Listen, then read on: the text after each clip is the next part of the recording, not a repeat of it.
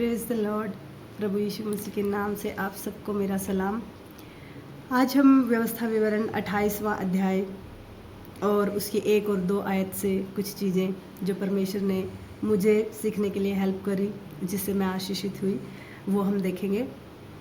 इस धरती पर रहते हुए हमारे कुछ न कुछ सपने या इच्छाएं होती हैं। हर एक इंसान कुछ न कुछ पाना चाहता है, कामयाब होना चाहता है, आशीषित होना चाहता है। तो उसके लिए हम बहुत सारी मेहनत करते हैं, बहुत सारी कोशिशें करते हैं, और बिल्कुल अच्छी बात भी है, क्योंकि बिना मेहनत के कुछ नहीं मिलता। और यहाँ पे जो 28 में लिखा हुआ है, उसकी 3 से लेके 14 तक, 3 से 14 तक जब हम पढ़ते हैं तो यहाँ पे लिखा हुआ है परमेश्वर का वचन कि तू धन्य हो।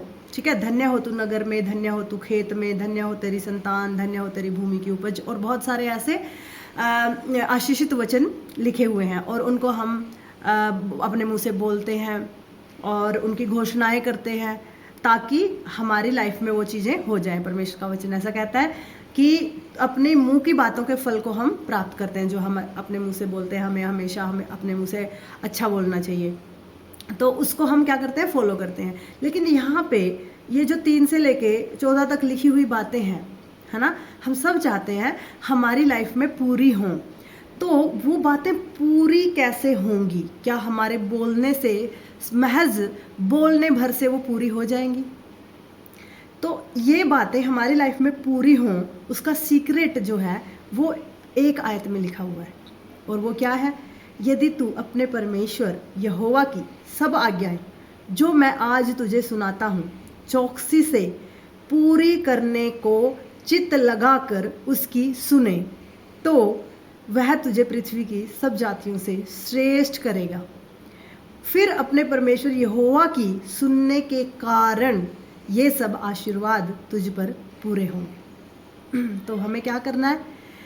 हमें परमेश्वर की आज्ञाओं को चौकसी से पूरी करने के लिए चित्त लगाना है, सुनना है परमेश्वर क्या कह रहा है, और सुनने के बाद उसको फिर करना भी है। तो यही सीक्रेट है बाकी की आशीषें हमारे जीवन में आने का। हम 3 to 14 को पाने के लिए 1 और 2 को मिस नहीं कर सकते, क्योंकि सब कुछ स्टेप बाय स्टेप है। तो अगर हमने ये पहला वाला पूरा कर दिया, पहली वर्ष में जो लिखा हुआ वो हमने अगर पूरा कर दिया, तो फिर दूसरी आयत में एक प्रॉमिस है, और वो प्रॉमिस क्या है?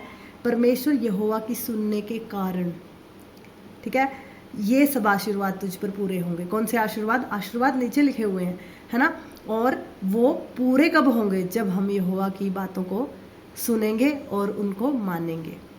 अब वो कौन सी बातें हैं जो हमें माननी है? वो हमें, जब एक प्रभु में इंसान आता है, नया जन्म पाता है, उद्धार पाता है, तो वो परमेश्वर हर दिन, परमेश्वर का आत्मा, पवित्र आत्मा हर दिन उस इंसान को उसके कंसर्न जो बात करता है, हर रोज़ हमसे जो है पवित्र आत्मा बात करता है हमारे बिहेवियर के कंसर्निंग, हमारी पर्सनल लाइफ में, ठीक है, जो जो चीज़ें हैं परमेश्वर को जो बदलना है, उसके रिगार्डिंग परमेश्वर हमसे हर रोज़ कुछ ना कुछ बात करता है। क्या खाना चाहिए, क्या नहीं खाना चाहिए, किससे दोस्ती करनी है, कहाँ पे जाना है, नहीं जाना है, क्या कपड़े पहनने हैं, अब क्या नहीं पहनने हैं, ठीक है, किस तरह से जीवन को जीना है, वो सारी बातें, और हमारे हर एक लाइफ के एरिया के, चाहे वो जॉब का हो या फिर किसी और चीज़ का हो, किसी से दोस्ती का हो, या हमारा इंडिविजुअल जो हमारा कैरेक्टर है उसको लेके हो, है ना, तो कोई भी बात हो सकती है। उसके लिए परमेश्वर हमसे, परमेश्वर का आत्मा क्या करता है? बात करता है, और वो बात जो कहता है ना, उसको हमें इमिडिएटली ओबे कर देना है। अगर हम ओबे कर देते हैं, अगर हम उसको पूरा कर देते हैं, तो बाकी की चीज़ें परमेश्वर फिर हमारे लाइफ में पूरा करता जाता है। हमारा काम है ही नहीं, फिर ये करना हमारा काम नहीं है, है ना। हमारा काम क्या है? परमेश्वर का वचन क्या कहता है? पहले उसके धर्म राज्य की खोज करो।